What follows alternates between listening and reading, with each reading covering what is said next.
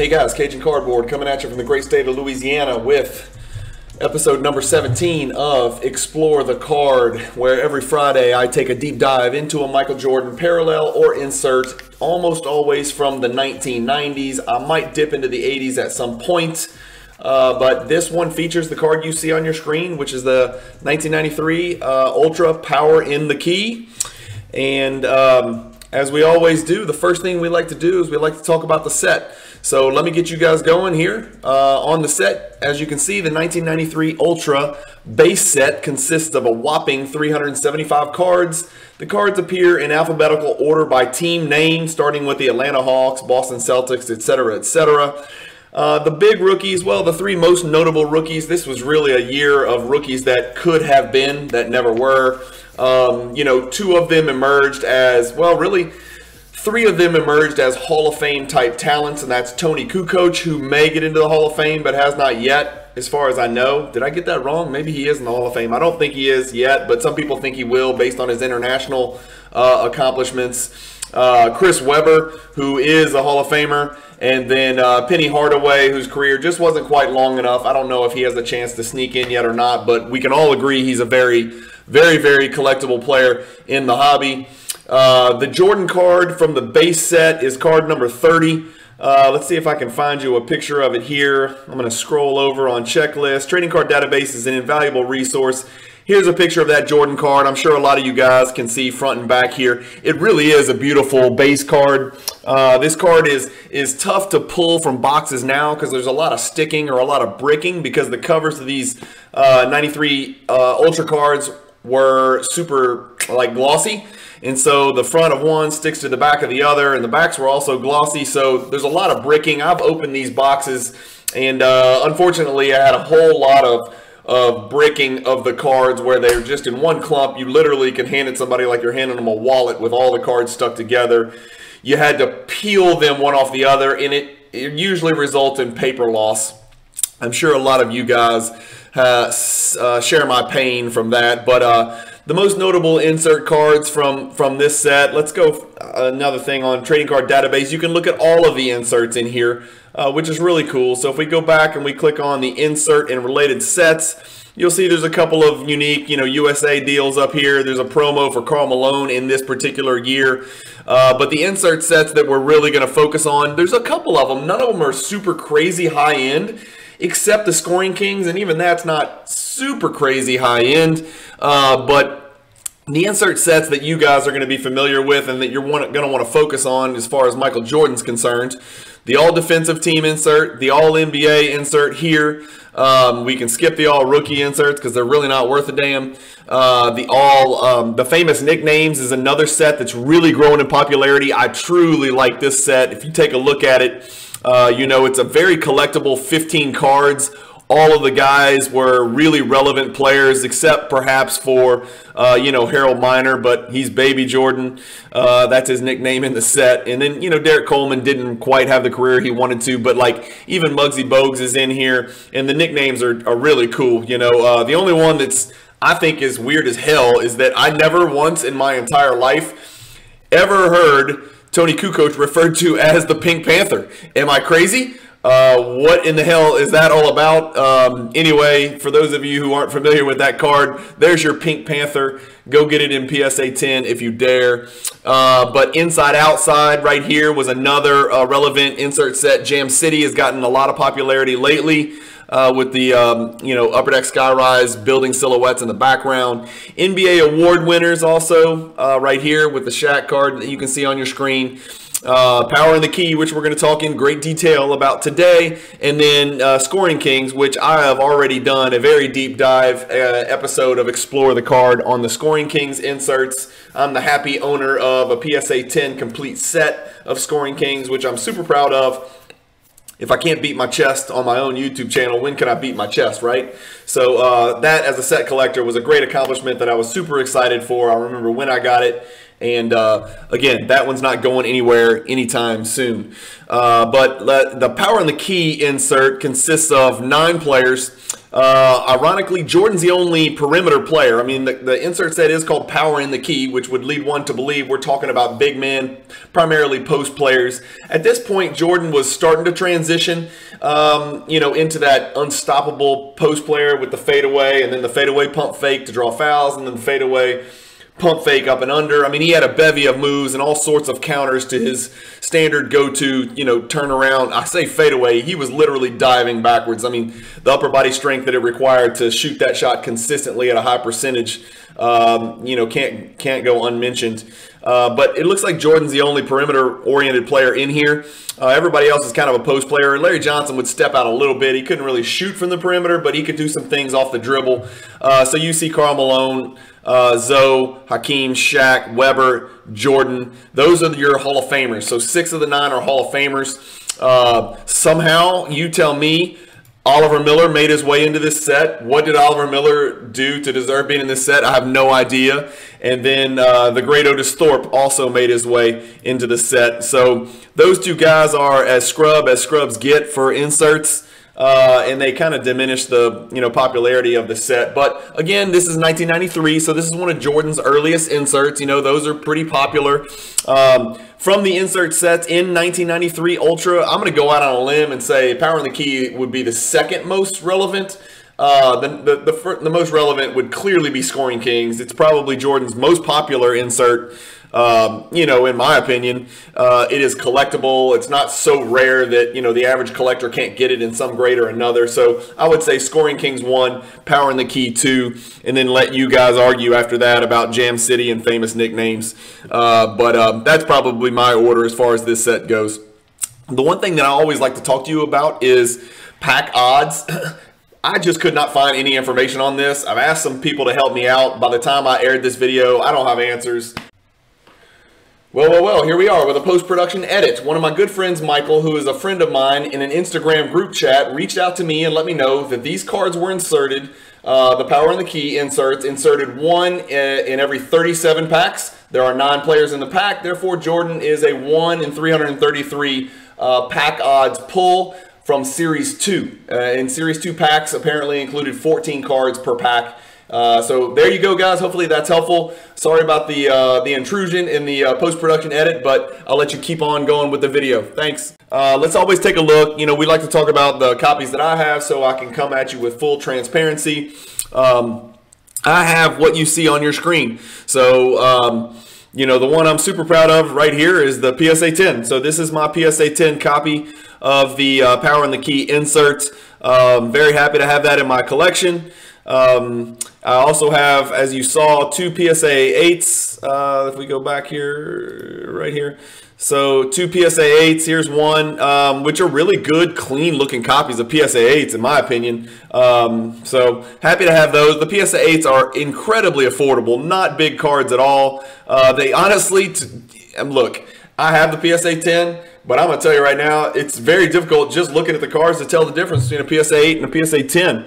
So, that just goes to the arbitrary nature of, grading cards nowadays. But anyway, we always take to look at the card itself. So the card is full foil everywhere, right? So it's got the indentation up here in the top right, Power in the Key.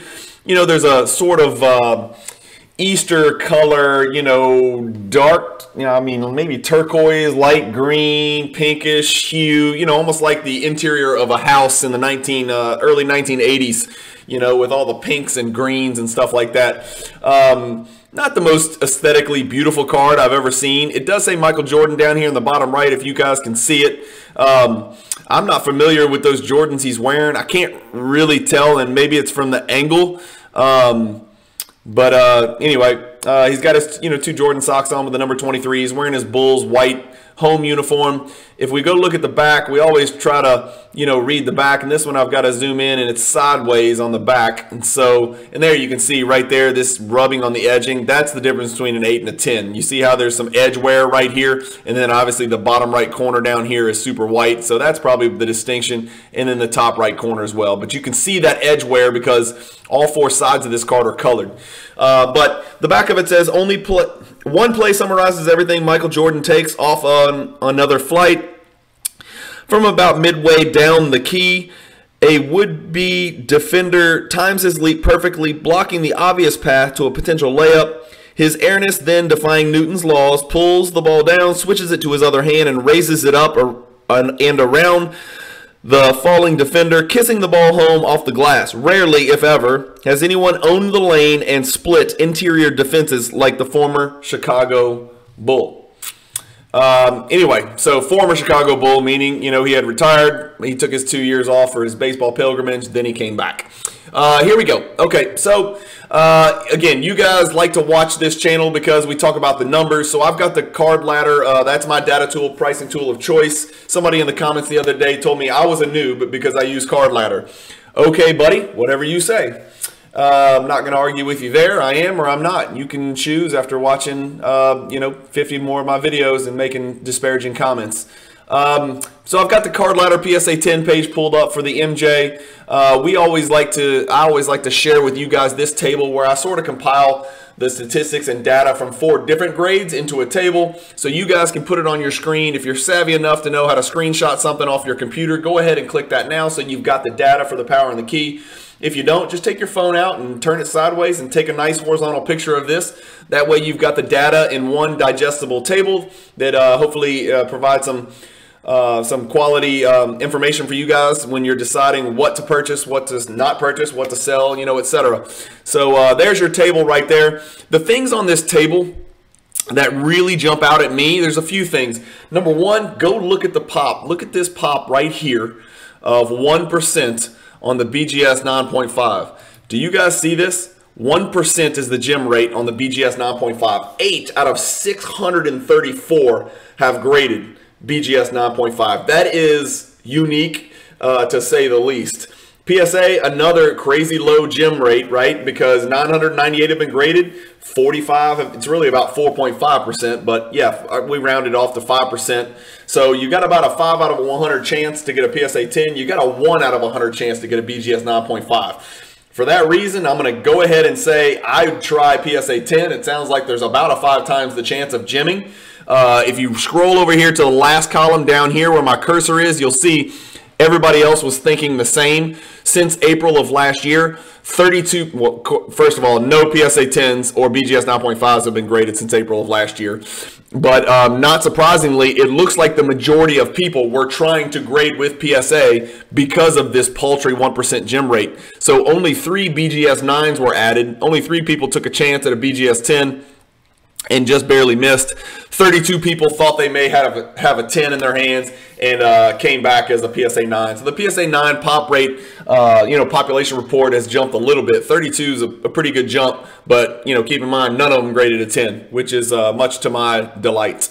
The other thing that stands out is the disparity between the PSA 10 and BGS 9.5 and then the 9s. So the gems versus the mints, look at the disparity. It's a 10 to 1. I mean, it's right on the number, man. It's a 10 to 1. That is obviously due to the gem rate, right? It's not crazy tough to get a PSA 9 or a BGS 9, but it is insanely tough to get a PSA 10 or a BGS 9.5. So that's something that jumped out at me on here. And then the other is that the PSA 10 has gone up 26% in value during the last year. And that is, yes, that is measuring directly from the smack fat juicy middle of the 2021 bubble. It's gone up 26% since then. So it's bucked the trend that we've seen of other sports cards in the last 12 months. But the disparity and the flip side of the coin is that the PSA 9 has gone down 35%. Again, this is just what I like to call grading scarcity. It's not manufactured scarcity, meaning this is not the most rare card in the world.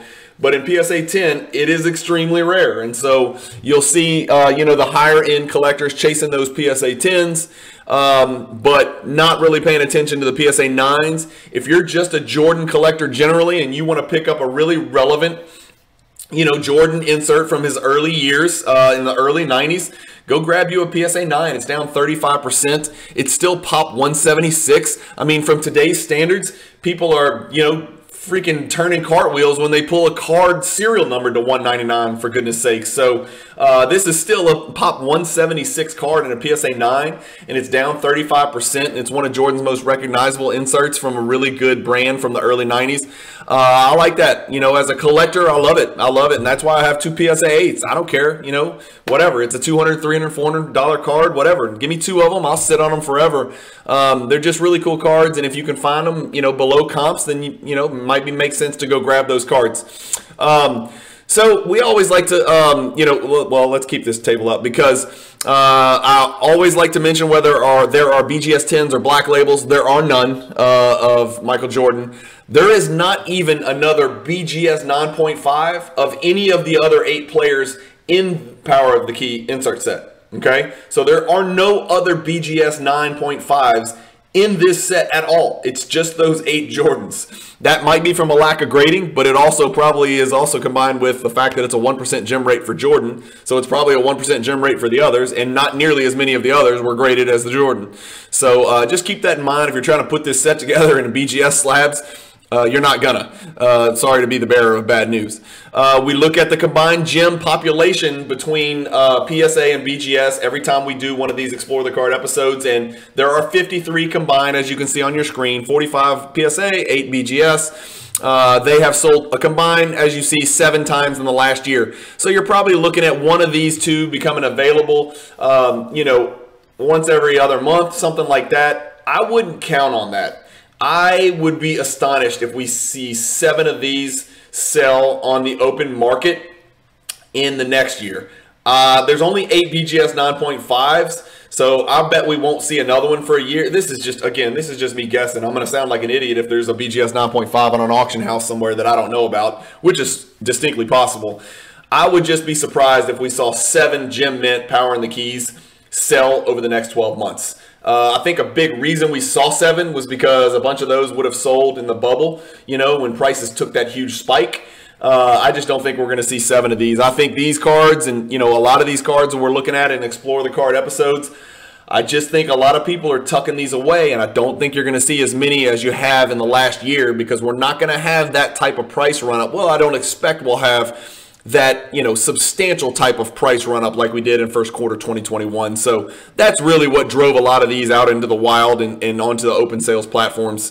You know, the other grading, you know, like I said before, the only other observation that I can give you from looking at this table that we haven't mentioned is that this is obviously, you know, it's been graded over 1,600 times. The card is not rare. By today's standards, I guess 1,600 is rare, but, you know, it's grading scarcity, not manufactured scarcity. So we've talked about that before. You guys know what I mean. It's the grade that makes the card rare, not the card itself. What's on eBay? We always like to take a look. And so I plugged in 1993 Ultra Power in the Key Jordan into eBay, and this is what I got. 83 results. Like I said, not a rare card. You know, you've got everything from good condition raws to bad condition raws. No surprise, Probstein's got a 7.5 on here. Be careful, guys, when you're buying raws. Don't expect it to come back a 9. I know it's a 20% gem rate, but that's, remember, including cards that were, you know, perfectly pack pulled. If you're on eBay and, you know, and you're looking at this card, if you expect that to grade a 9, you're going to lose money. It's not. So buy accordingly. You know, price it as though it's a PSA 6 or 7. And be pleasantly surprised if you get an 8. Be pleasantly really surprised if you get a 9. And I can almost tell you, you know, just based on the data we looked at on that table, you're not pulling a 10. I'm just telling you. And, you know, another factor to consider is the PSA, you know, self-inflicting pop control that we're experiencing. No matter how many times they deny it, it's happening. So anyway, another option is if you really want a PSA 8 or PSA 9 in your collection, it's not that expensive. Just go buy it. That's probably better than buying 8 raws and, you know, hoping for the best and paying the grading fees for PSA or BGS what they are now. So that's just my thoughts looking at that on eBay. But like I said, plenty of options here if you want to just put this card in your collection. And again, I don't mean to disparage those of you. I know there's a lot of brilliant collectors out there, especially Jordan collectors who have purely raw collections. I respect and admire you. It's not my style, but obviously I'm not telling you everything's got to be graded. That's just my perspective, so no offense intended. If you just want the raw card in your collection, by all means, go find the best looking one, put it in your snap down 2-piece and keep it in your collection. Great card to have. We also look at the price of boxes, right? So if I plug in 1993 Ultra Basketball Sealed Box, again, still tons of them out there. Series 1, Series 2, loose packs, I wouldn't recommend that, but Series 1, Series 2, it's all over the place, guys. Just, do your research.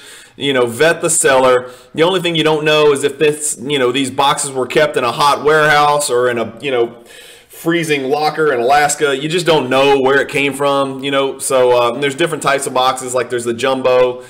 Just educate yourself. I don't have time in one video to go through and talk to you about all the different types of boxes in Series 1, Series 2, and what the prices are, but it's out there. There's 61 options. It's a fun rip. It's not crazy expensive. You guys can go find those yourself. What do I own and what grade do I own? As we talked about it and as I showed you, I own the PSA 10 and then 2 PSA 8s. I used to own, I think, 4 or 5 more. I actually sold those during the run-up in 2021, so nice to make a little profit on those. I've kept these 2 baby 8s, and I've got this, and I've got the big PSA 10 down here that is really not going anywhere, which leads us to our next deal. Am I a buy, sell, or hold on this particular card? I'm a hold. I've got the best of the best, in my opinion. PSA 10. I'm not, selling it. I'm certainly not buying another one because I have other fish to fry and other Jordans I do not own that I would really like to put in my collection. So I'm a hold for the very, very, very distant future. I can't imagine me moving this card, anytime this decade for sure. Even if there was a crazy price run up, I'm a collector and I just want the card. So I don't know how else to explain it. I always like to look at these cards and split them into low, mid, high, or grail value inserts. The PSA 10 and the PSA 10 and the BGS 9.5 are both mid-end cards, so between that $5,000 to $10,000 range, but they're both pushing high-end sales. And like I mentioned when we looked at the table, I don't think we're going to see as many. And when you don't see as much supply, you have more people fighting and more people bidding and pushing those auction prices up. I would not be surprised if the next PSA 10 and or the next BGS 9.5 both eclipse the $10,000 mark. That's just me. It doesn't matter to me if you go to $20,000. I don't care. I'm not trying to cash out. I'm not trying to pump the card.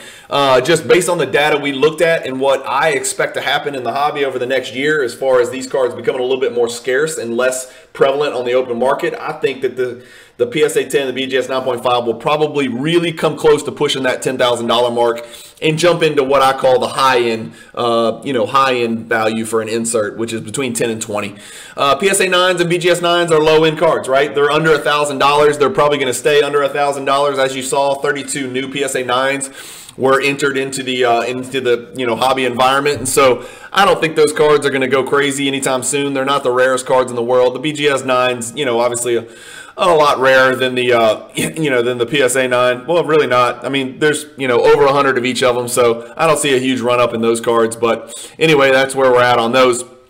We always like to look at this power in the key card and then compare it to 3 cards of similar value in PSA 10 condition, right? And so the 3 cards that we've chosen today are this card, the 1997 Upper Deck Records Collection card, beautiful card. I also actually own this card in PSA 10 condition, which I was super happy to get in a PWCC auction a few months back. The other card we're going to compare it to is this 1992 Fleer Total D, another card. I actually happen to own this one as well in a PSA 10 condition. From even an earlier year, 1992 Fleer. And then the last card is this Natural Born Thrillers PSA 10, which again I happen to own in a PSA 10 condition. But those are the 3 cards that are somewhat similar in value. Their pop's a little bit different. In what order would you guys like between Power in the Key, Records Collection, Total D, and Natural Born Thrillers? My personal opinion, and I do own all 4 of them in the same exact grade, so my personal order would be this Records Collection PSA 10 right here. Next would be the Power in the Key. That is the the focus of this episode right here. Okay, well, even though that's a PSA 9. The next card would be the Natural Born Thrillers, just because aesthetically I think it's probably the most pleasing out of all of those cards. Maybe similar to the Records Collection, but this Natural Born Thriller is a beautiful card.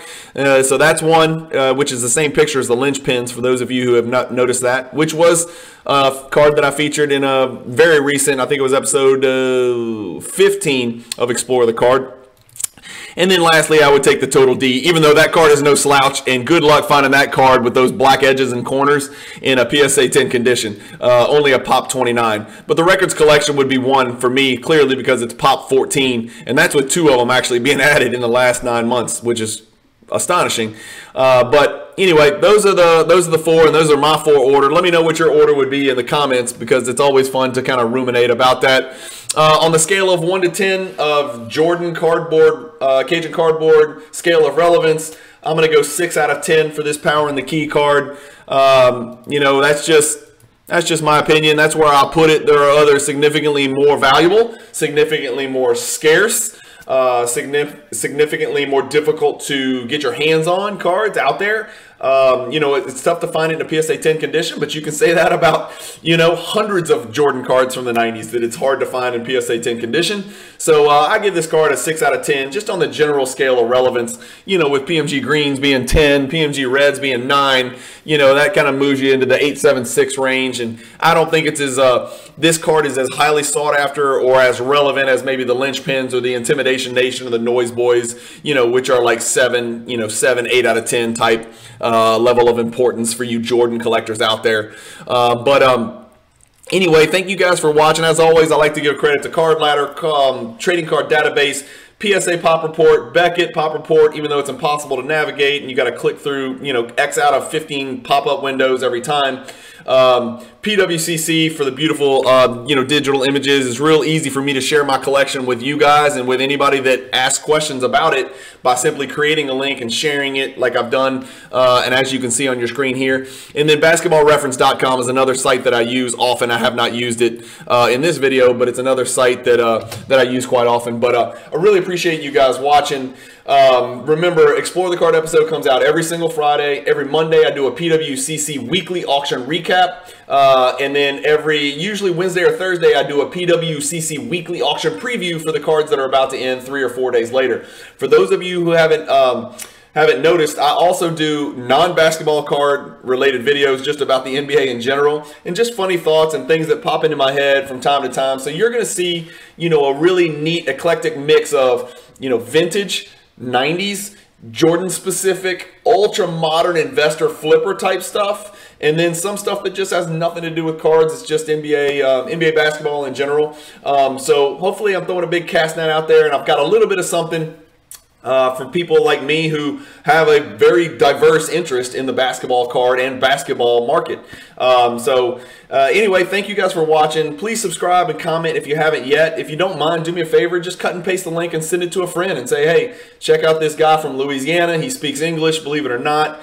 He knows a little bit about Jordans, and he's looking to learn more every single day. And he gives us some nice, digestible, usable data in one place. If you like Explore the Card and you watch this episode and this is the first one you've seen, well, I've got great news for you. There are 16 more of them that you can scroll back through my playlist on my channel. Just go into my channel, click on playlist, click on Explore the Card, and there you go. You've got about 16 episodes. You can drive to Alaska and back and listen to my videos about beautiful, fascinating artwork from the 90s that feature Michael Jordan on the cover on little pieces of cardboard. Again, thank you guys for listening. Keep collecting, stay positive in the hobby, and peace, fellas.